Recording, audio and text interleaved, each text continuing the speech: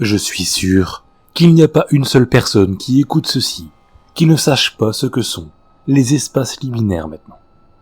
Mais au cas où, le concept d'espace liminaire se rapporte à des emplacements physiques qui sont généralement de nature transitionnelle. Les couloirs, les salles d'attente et les parkings en sont des exemples classiques. L'esthétique liminale peut être définie par le sentiment unique de nostalgie étrange que les gens ressentent lorsqu'on leur présente de tels lieux en dehors de leur contexte désigné. Par exemple, un couloir d'hôpital abandonné peut sembler inquiétant et sinistre en raison de la prévalence de l'activité humaine généralement associée aux installations médicales. Bien que cette esthétique spécifique ait toujours existé, elle a été récemment popularisée et définie davantage par The Backroom, une creepypasta désormais infâme sur ce qui se passe lorsque vous glitchez dans ce monde. Du moins, c'est ainsi que je me suis familiarisé avec le terme. Comme beaucoup d'autres fans de l'œuvre originale, j'avais hâte de contribuer au sous-genre en constante expansion, des jeux d'horreur inspirés des espaces liminaires. Le projet en lui-même n'avait rien de révolutionnaire. Fondamentalement, cela a commencé comme un simulateur de marche à la première personne, sans but ni objectif particulier, dans lequel vous pouvez explorer divers environnements liminaires 3D uniques. La seule chose qui était quelque peu nouvelle, c'est que je n'avais pas l'intention d'implanter de véritables frayeurs dans le jeu. Au lieu de cela, on s'appuie entièrement sur l'atmosphère pour insuffler un sentiment de suspense constant aux joueurs. Prétentieux, je sais, mais j'ai toujours aimé l'idée d'un jeu d'horreur qui vous laisse dans un état perpétuel de questionnement quant à savoir si vous êtes vraiment seul ou non. Le premier niveau que j'ai créé était un parking abandonné à plusieurs étages. Je me suis basé sur celui d'en face de chez moi. Chaque étage était presque identique au précédent, et comme l'extérieur n'était qu'une étendue de brouillard sans fin, vous ne pouviez pas vraiment dire si vous progressiez ou si vous étiez simplement coincé dans une boucle. Je sais que ce que je décris n'a pas l'air très impressionnant, mais gardez à l'esprit que j'étais un gamin de 16 ans qui apprenait à utiliser un moteur de jeu pour la première fois. J'ai dû rejouer ce niveau plus de 50 fois, en m'assurant que tout, des mouvements de caméra à l'ambiance, étaient exactement comme je le voulais. Je me souviens avoir passé des journées à jouer seul avec les shaders. Je ne voulais pas que l'emplacement paraisse trop artificiel, mais je voulais pas non plus nuire à la liminalité en ajoutant un fouillis supplémentaire. Je cherchais ce juste milieu entre minimaliste et sombre. Une fois que j'ai finalement eu fini, j'ai demandé à mon meilleur ami Alex s'il pouvait y jouer pour moi et me dire ce qu'il en pensait. Il est un peu nul lorsqu'il s'agit de tout type de médias d'horreur, ce qui en fait le sujet de test idéal. Je me suis fait un devoir de ne pas lui dire délibérément qu'il n'y avait pas de fantômes ou de monstres effrayants en temps le niveau. Je cherchais une impression authentique après tout. Et, eh bien, je pensais que ça aurait été drôle. Il m'a appelé quelques heures plus tard. Je pouvais dire à son rire nerveux qu'il jouait toujours. Très bien, j'abandonne. Il y a quoi derrière la porte? Comment on l'ouvre? J'y arrive pas. J'étais confus. Je ne me souviens pas d'avoir mis en place des portes ou quoi que ce soit qui puisse être décrit comme tel. Mon hypothèse initiale était qu'il avait compris la blague et qu'il essayait maintenant de me déranger en retour. Alors, j'ai simplement joué le jeu. Oh ça, ouais. Donc tu dois rassembler les 77 pages et ensuite un Slenderman animatronique hyper réaliste sortira et commencera à te poursuivre. Je pouvais pratiquement l'entendre rouler des yeux. Ah, hilarant, mon pote. Non. Sérieusement, comment je l'ouvre? J'ai cherché un bouton, une clé ou quelque chose du genre. Donne-moi au moins un indice. Il est devenu évident que sa frustration était réelle. Nous avons déplacé l'appel vers Discord et il a partagé son écran, me montrant de quoi il parlait. Il s'avère qu'il avait raison. Sur l'un des murs se trouvait une texture d'une porte. Elle était rouge, ressemblant à une sortie de secours, ce qui la rendait d'autant plus choquante par rapport à la palette de couleurs de gris et de brun délavé qui dominait autrement l'environnement. J'ai cligné des yeux de confusion et me suis penché en avant sur ma chaise.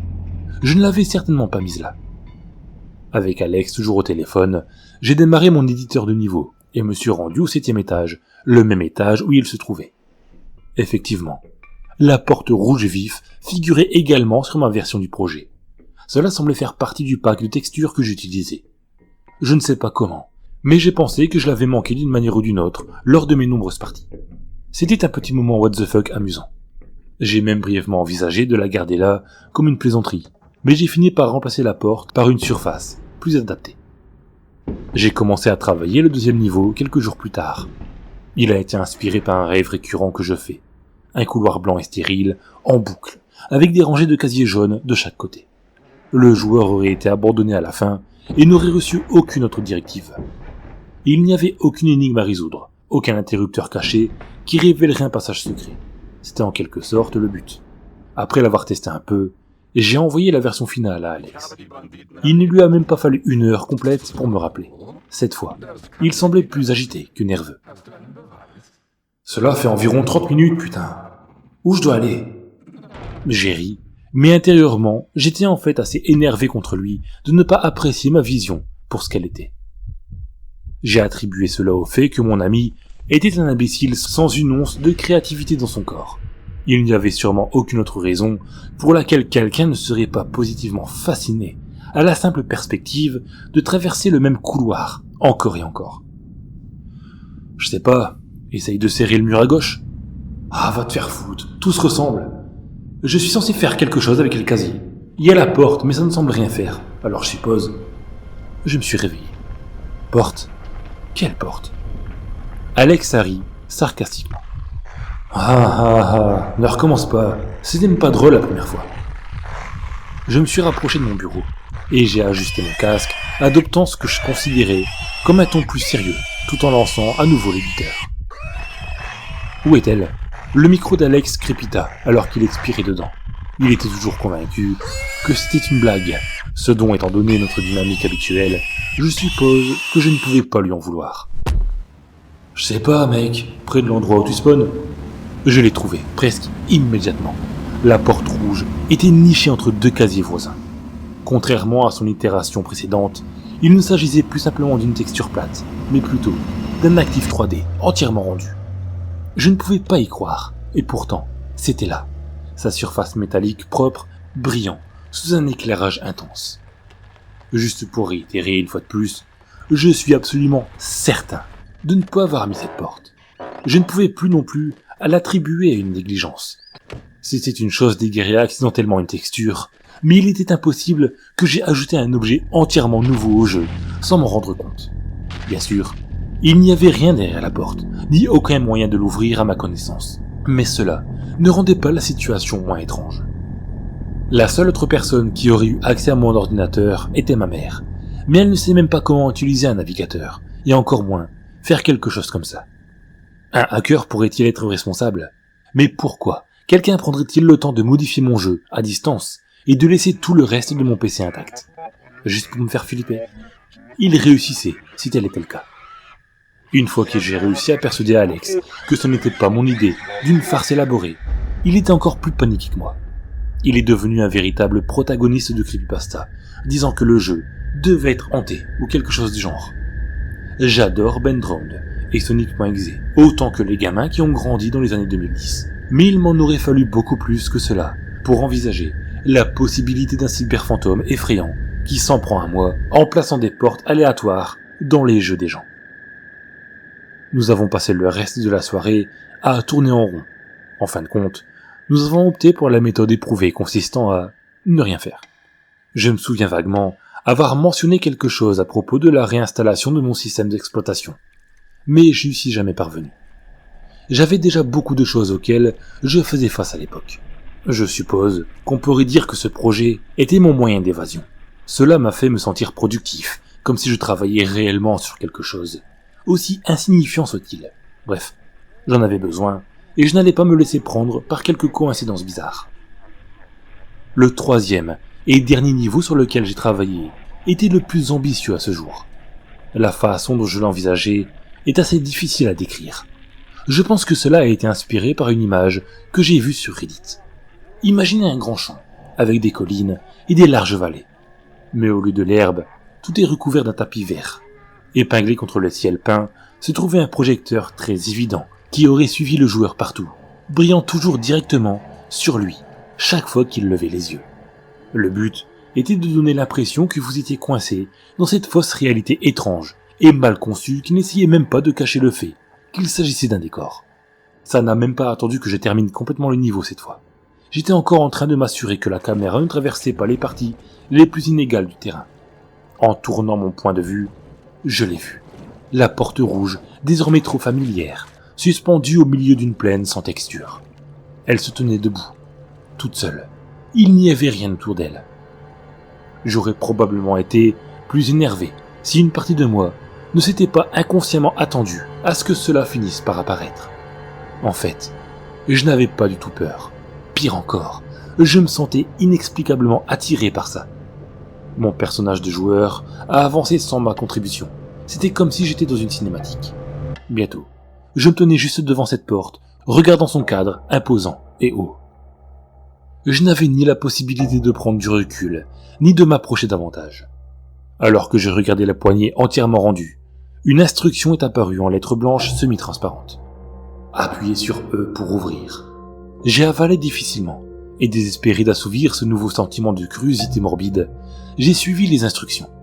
Mon écran est devenu complètement noir, puis est passé au rouge fixe. Une autre instruction apparut. Utilisez les touches WASD pour vous déplacer. Je n'aurais jamais réalisé que je pouvais à nouveau contrôler mon personnage, si le jeu ne me l'avait pas expressément dit. En reculant de quelques pas, j'ai réalisé que je me tenais près d'un mur, et qu'en réalité, j'étais dans une sorte d'espace clos. Chaque centimètre carré était peint dans cette même nuance de rouge uniforme. À moins d'être vu sous un angle spécifique, vous ne pouviez pas vraiment dire où se terminait une surface et où commençait une autre. Cela provoquait des nausées. J'ai essayé d'ouvrir le menu de la console, rien ne s'est passé. Je ne pouvais ni quitter, ni minimiser le jeu. Quelle que soit la combinaison de touches que j'essayais, il devenait de plus en plus évident que je n'avais plus le contrôle. Et pourtant, je n'arrivais pas à me résoudre à appuyer sur le bouton d'alimentation de mon PC. J'avais cette envie inexplicable de découvrir les secrets de cet endroit. C'était comme une sorte d'impulsion primaire ancrée dans mon cerveau. Ce réseau apparemment sans fin d'espace vide était divisé par des murs et des passages étroits. Distinguer une pièce d'une autre était presque impossible. J'avais l'impression de tourner en rond. Et ce fut probablement le cas pendant un bon moment, jusqu'à ce que je tombe par hasard dans une pièce qui contenait réellement quelque chose.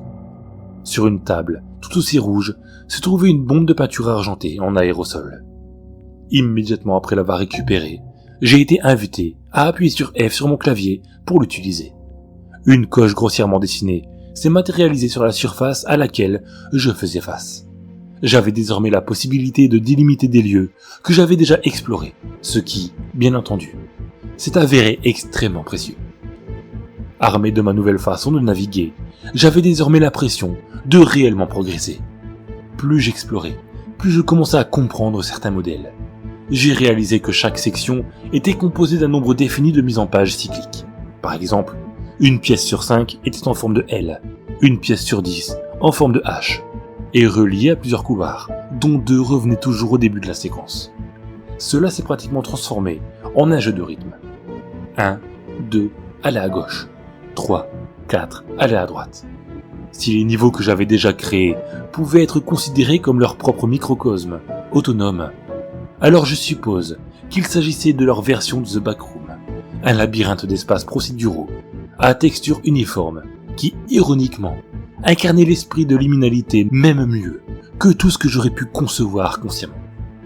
Et puis finalement, après ce qui m'a semblé être des heures, je suis entré dans une pièce qui ne ressemblait pas du tout aux précédentes. Le rouge oppressant a été remplacé par du papier peint beige. Cela m'a donné ce sentiment intense de déjà-vu, et c'est toujours le cas chaque fois que j'y pense. Sur le mur opposé se trouvait une télévision à écran plat. Il n'y avait pas d'autre sortie que celle par laquelle je suis entré. Il me semblait avoir enfin atteint le bout du labyrinthe monochrome. En m'approchant du moniteur placé verticalement, 2 options m'ont été rapidement présentées. Appuyez sur Y pour rencontrer votre hôte. Appuyez sur N pour revenir en arrière. Je m'arrêtai un instant et regardai mon téléphone. Il était 4h45 du matin. J'étais déjà allé jusqu'ici, pas question que je recule maintenant. J'ai brièvement envisagé d'appeler Alex, mais j'ai décidé de me raviser. Même si j'avais réussi à le réveiller, j'aurais alors dû passer encore 1 heure à essayer de le convaincre que ce n'était pas mon idée d'une blague. Non, j'avais besoin de réponses, et j'en avais besoin, maintenant. Mon doigt a survolé la touche Y. J'ai pris une profonde aspiration anxieuse et j'ai appuyé à fond. La télévision virtuelle a pris vie. Des lignes blanches parcouraient son écran. Au centre d'un fond vide apparaissait le portrait immobile d'un homme. L'image était si basse résolution que je pouvais compter les pixels individuels qui la composaient. Ce qui manquait de détails, cependant, était compensé par l'expressivité. Les sourcils larges et caricaturaux de l'homme inconnu descendaient jusqu'au coin de sa mâchoire et ses sourcils étaient froncés dans un regard maussade. C'était comme si quelqu'un avait pris la photo d'un père de banlieue typique et avait utilisé le filtre liquéfié pour exagérer ses traits. J'ai failli sauter de mon siège lorsqu'une voix granuleuse et étrangement optimiste émanait soudainement de mes haut-parleurs. Il n'y avait pratiquement aucun signal audio jusqu'à présent, ce qui rendait la situation encore plus choquante. Bonjour invité 185, c'est Henri. Henri est un introverti. Henri n'aime pas avoir des invités. Ce que vous voyez en bas de votre écran est la jauge de patience d'Henri. Il y avait maintenant une barre verte occupant le bas de mon POV. C'était à 99%. Tu ferais mieux d'y aller. Henri n'est pas un homme patient. Utilise Shift pour sprinter. Après avoir livré son bref didacticiel, le téléviseur a vacillé et s'est effondré de son perchoir, s'écrasant contre le sol. J'ai jeté un coup d'œil à la barre qui diminuait rapidement. 90%. La pression était forte. Je ne remettrais plus en question la logique de ce que j'y vivais.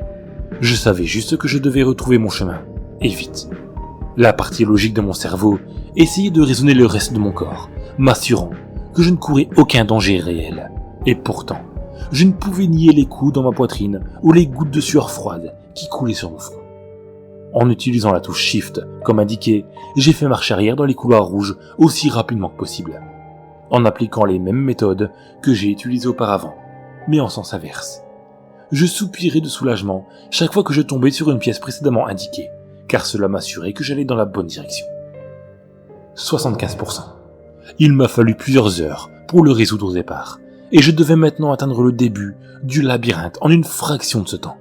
L'augmentation de la vitesse de déplacement a certainement aidé, mais pas autant que j'aurais espéré. 30%. J'aurais juré que le compteur diminuait plus vite à mesure que j'avançais, comme si cet endroit ne voulait pas vraiment que je parte, et jouait simplement avec moi, me faisant penser que j'avais une chance de m'échapper. 5%. J'étais haletant, même si ce n'était pas moi qui courais. J'étais si proche, mais visiblement pas assez. Alors que j'ai tourné dans un coin et me dirige vers ce que je supposais être l'avant-dernier tronçon, j'ai vu qu'il y avait un autre atout bloquant le passage. C'était un de ces vieux téléviseurs encombrants qui projetait une image statique du même visage déformé qu'auparavant. Il était pointé droit sur moi, m'attendant. 0%. Rio, vous avez maintenant réussi, et vous l'avez fait maintenant. Mais ne vous inquiétez pas, Henri n'aime pas des visiteurs. Soudain, un bruit sourd a secoué la fenêtre à côté de mon bureau. Mon sang s'est glacé. J'ai lentement tourné la tête vers elle. Il y avait une main sombre, pressée contre la vitre. Cela a été suivi d'une autre, puis d'une autre, tous sous des angles différents, jusqu'à ce que je puisse voir que des pommes de différentes tailles agrippées à la vitre plate, appliquant de plus en plus de pression contre elle. Je suis tombé de ma chaise, juste au moment où la fenêtre a pratiquement explosé. Des éclats scintillants éparpillés dans ma chambre. Terrifié, je me suis roulé sur mes mains et mes genoux, me propulsant sur mes pieds, avant de me précipiter vers la porte. Un tsunami de désespoir s'est abattu sur moi dès que j'ai émergé de l'autre côté. Je n'étais plus dans mon appartement. Devant moi, c'était un couloir cramoisi, ramifié. Ce n'était plus un jeu. Ou si c'était le cas, j'étais le divertissement. Quelque chose a attrapé le dos de mon t-shirt. Je l'ai enlevé, le laissant entre les mains de mon poursuivant. J'ai couru, j'ai crié et j'ai supplié. J'ai traversé les pièces identiques et les passages interdépendants, désespéré d'échapper à la présence imminente qui suivait chacun de mes pas. J'ai regardé en arrière pendant seulement une seconde, ce qui a suffi à raviver ma frénésie de panique.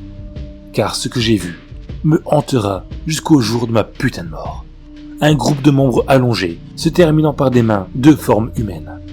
En les utilisant, ils rampaient comme un mille pattes.